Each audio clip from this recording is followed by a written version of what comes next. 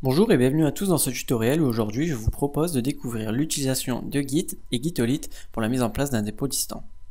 Alors ce tutoriel s'adresse aux personnes sachant déjà utiliser Git ou aux administrateurs système, c'est-à-dire qu'ici nous n'apprendrons pas à utiliser Git pour un environnement de développement avec des commits ou autres, mais à mettre en place un dépôt qui permettra à une équipe de développeurs de travailler sur un projet commun. Dans notre exemple, chaque développeur aura un accès au dépôt par une authentification SSH. Le but est de pouvoir faire un clone du projet sur son environnement de développement, travailler dessus, faire des commits et pouvoir faire un push quand le travail est fini. Pour ce tutoriel, nous allons utiliser Git qui permettra la création du dépôt et Gitolit qui permettra la gestion des utilisateurs, le tout installé sur un serveur dédié avec une version de Debian 7. Les prérequis pour ce tutoriel sont qu'OpenSSH et Perl soient installés sur le serveur. Nous allons donc commencer le tutoriel par cette vérification. Nous allons donc nous connecter au serveur à l'aide de PuTTY. Donc ici on va entrer notre adresse IP.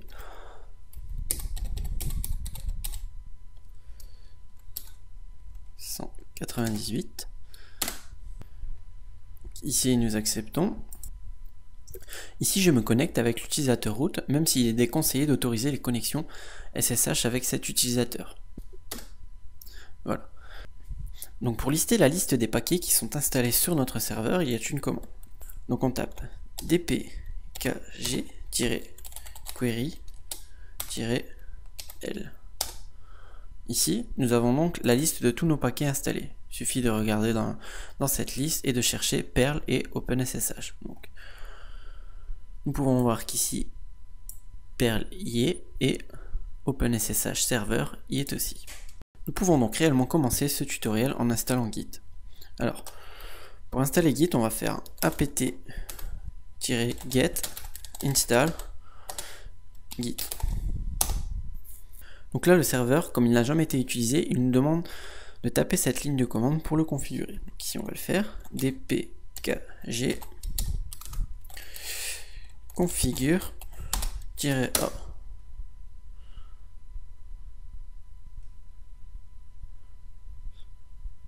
Voilà, ainsi maintenant nous pouvons installer Git. Donc l'installation se lance, vous répondez oui à la question et vous laissez l'installation se faire. Une fois l'installation finie, nous allons pouvoir installer Gitolit. Donc de la même manière, nous allons taper apt-get install Gitolit. Nous laissons l'installation se faire. Et voilà. Maintenant que nos deux paquets sont installés, nous allons pouvoir créer deux utilisateurs. Un premier utilisateur Git pour l'accès au dépôt et un utilisateur GitAdmin pour la gestion de Gitolit. Donc pour l'ajout d'un utilisateur, on fait add user et le nom d'utilisateur. Donc ici, Git. On entre un mot de passe Git et on répète Git. Donc ici c'est un mot de passe pour le tutoriel, hein, évidemment. Ne faites pas pareil. Donc là on ne remplit pas les informations, ça ne nous intéresse pas. On valide. Et là on refait la même étape pour GitAdmin. Donc mot de passe GitAdmin et GitAdmin. Pareil. Et on dit oui. Maintenant nous allons créer une première clé SSH pour l'accès de GitAdmin au dépôt de Git. Donc pour ce faire, on va aller sur le compte GitAdmin, donc su-gitadmin, voilà, et nous allons taper ssh-keygen. Donc cette manœuvre va nous créer une clé SSH. Ici on n'entre rien et on n'ajoute pas de passe-phrase. Voilà, et notre clé SSH est créée. Maintenant nous allons copier cette clé SSH à la racine de notre dossier et la renommer en GitAdmin. Pour ce faire, on va faire. Donc, nous allons faire cp.ssh/id_rsa.pub et donc nous allons la renommer en gitadmin.pub. Alors là ici j'ai une erreur. J'ai tapé IDA. Donc on recommence. Et on va aller supprimer le A. Voilà, donc là la copie a été faite. Maintenant, nous allons aller copier cette clé dans le dossier utilisateur de Git. Donc, on fait scp git admin.pub et donc utilisateur git @localhost, puisqu'on est à l'intérieur même du serveur, 2 points. Ici, nous répondons que nous sommes sûrs, oui, et donc nous tapons le mot de passe de l'utilisateur Git, qui est Git. Voilà, le transfert est effectué. Nous allons maintenant changer d'utilisateur. Nous allons nous déconnecter, et nous allons nous connecter avec l'utilisateur Git. Donc su-git. Et nous allons ici indiquer à Gitolith pour la configuration le chemin vers la clé publique. Donc c'est parti. Alors on tape gl-setup et le chemin de la clé. Donc ici elle est à la racine de notre répertoire. Donc nous pouvons taper git admin.pub. Voilà. Donc ici on appuie sur entrée. On peut effectuer des modifications si on le souhaite. Donc dans notre cas on ne le souhaite pas. Donc CTRL X. Donc comme on peut le voir ici, un dossier repository a été créé et à l'intérieur nous avons deux dépôts, gitolithadmin.git et testing.git. Donc le dossier qui nous intéresse ici c'est gitolithadmin, puisque c'est à partir de ce dossier là que nous allons ajouter les clés pour les utilisateurs et gérer les nouveaux dépôts. Toutefois ce dépôt va être géré depuis l'utilisateur gitadmin. Donc nous nous déconnectons ici et nous retournons sur l'utilisateur gitadmin. Et donc nous allons faire un clone pour pouvoir gérer ce dépôt. Donc on fait git clone ssh 2.// git @local host / gitolith admin. Entrée. Et donc là, comme vous pouvez le voir, puisque tout à l'heure nous avons ajouté notre clé publique, nous n'avons pas besoin d'entrer un mot de passe. Alors à cette étape du tutoriel, nous pouvons dire que la configuration est finie. Maintenant, nous allons devoir créer des clés publiques pour nos utilisateurs. Donc pour ce faire, sur le poste client, on va utiliser l'invite de commande git bash. Donc ici, voilà, pour pas mélanger. Voilà. Donc ici, je vais à la racine. Enfin, même si ça n'a pas d'importance. Hein. Et donc, je vais taper ssh-kgen.exe.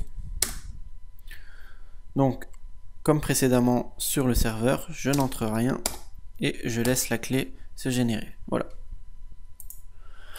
Maintenant que nos clés sont générées, donc nous pouvons aller voir dans le dossier. Elles sont dans votre disque C, utilisateur, votre nom et .ssh. Donc ici nous avons notre clé publique et le but c'est de l'envoyer sur notre serveur. Pour l'envoyer sur le serveur, je vais l'envoyer à partir du FTP. Donc avec FileZilla, je me connecte à mon serveur. Je vais dans le dossier home, dans le dossier gitadmin et gitolithadmin, à l'intérieur duquel on a un dossier kdir, et c'est ici que je vais venir placer ma clé. Donc je la prends, je la transfère, et je vais renommer mon fichier en le nom de mon utilisateur. Voilà. Et comme j'ai ajouté cette clé par FTP avec l'utilisateur root, on peut voir ici que le fichier appartient à l'utilisateur root et le groupe root. Donc je vais modifier ça. Donc je retourne sur mon serveur, je me déconnecte de l'utilisateur gitadmin et c'est parti. Donc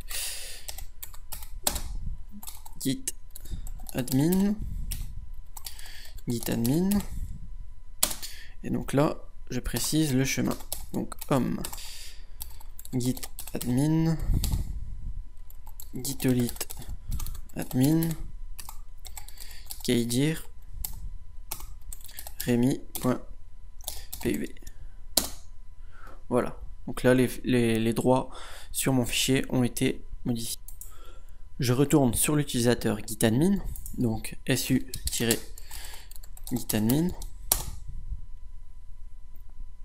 Je vais aller à l'intérieur de mon dossier gitolit admin et je vais faire un git statut. Donc ici, on peut voir que il y a dans le dossier kdir ma clé. Donc nous allons l'ajouter. Git add kdir remi. Voilà. Maintenant, je vais faire un commit. Donc git commit-m ajout de la clé remi. Donc là, normalement, il va me dire de configurer. Donc là, il me demande d'abord de configurer Git. Donc je vais le faire rapidement. Git config global user.email.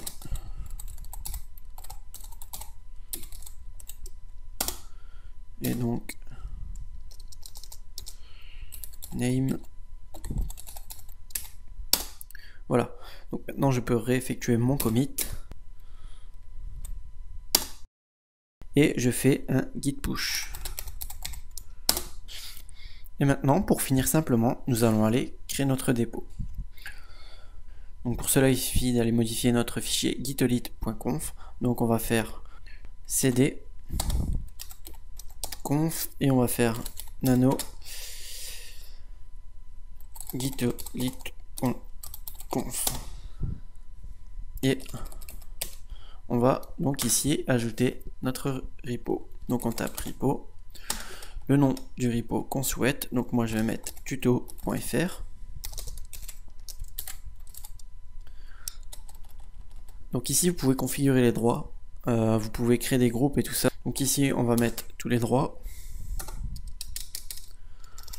Alors plus égal. Et donc là on met le nom de notre utilisateur qui a le droit d'accéder au dépôt. Et on enregistre.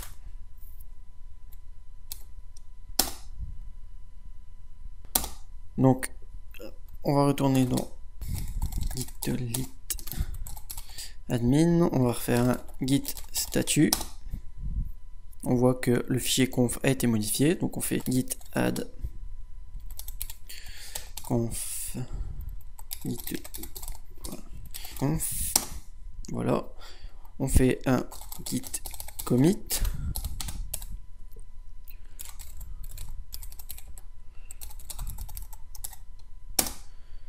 et on fait un git push. Voilà. Donc comme on peut le voir ici, il nous dit que un dossier a été créé et que un nouveau dépôt a été initialisé. Donc maintenant sur notre poste client, on va essayer de récupérer ce dépôt que nous venons de créer. Donc avec git bash, donc on fait cd, ces deux points pour se placer à la racine, et on est parti. Donc on va faire git clone git l'adresse IP du serveur, donc 37.59.100.198 pour moi, tuto.fr, et on fait entrer. Et donc là, normalement, il nous a récupéré notre dépôt. Donc ici, on voit bien que à la racine, nous avons notre dépôt. Donc on va faire, qu'on va appeler test, et à l'intérieur duquel on va écrire foo. Voilà, on enregistre. Ici, on fait cd tuto.fr. Donc là, on voit bien qu'on est rentré dans notre dépôt. On va faire un git statut. Donc on voit bien qu'ici on a un nouveau fichier, donc on fait git add. Donc ici on a fait un git add de notre fichier, on fait maintenant un git commit-m création du fichier test. Donc là le commit s'est bien passé et on fait un git push origin master. Et donc voilà. Et donc là, on voit bien que notre fichier est parti vers le dépôt distant. Alors maintenant, si on a plusieurs utilisateurs, comment on fait pour les ajouter à un dépôt? Donc ici, nous avons bien vu que nous avons ajouté un dépôt avec un seul utilisateur. Et on va voir que Gitolit nous permet de créer des groupes. Donc on va aller modifier notre fichier de gitolit.conf.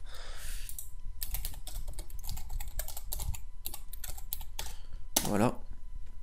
Ici, on va faire des espaces et en haut, on va créer notre premier groupe. Donc on va créer le groupe des admins et à l'intérieur duquel on va mettre Rémi, John, et on va créer un groupe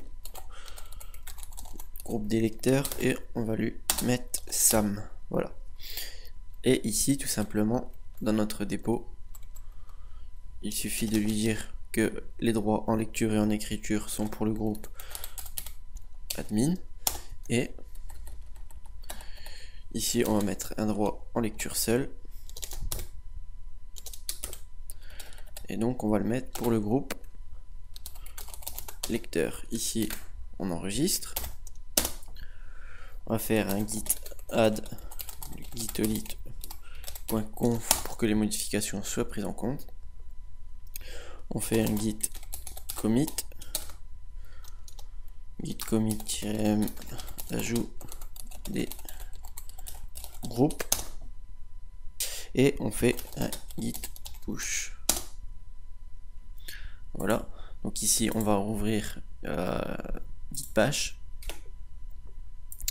Donc c'est cd-tuto.fr. Voilà, donc ici on va créer un nouveau fichier, donc fichier texte, on va l'appeler groupe. Ici on va donc faire un git statut. Donc voilà, on voit bien qu'il a pris des modifications. Donc on va faire git add all, voilà, git commit-m ajout d'une gestion de groupe. Et là on fait git push. Et voilà, comme vous pouvez le voir, ça marche toujours même avec l'utilisation des groupes. Ainsi, vous pouvez ajouter autant d'utilisateurs que vous souhaitez dans vos groupes et gérer leurs droits. Donc j'espère que ce tutoriel vous aura plu. Prochainement, j'en ferai un nouveau sur la gestion d'un environnement de test et de production avec ce même système de clés publiques.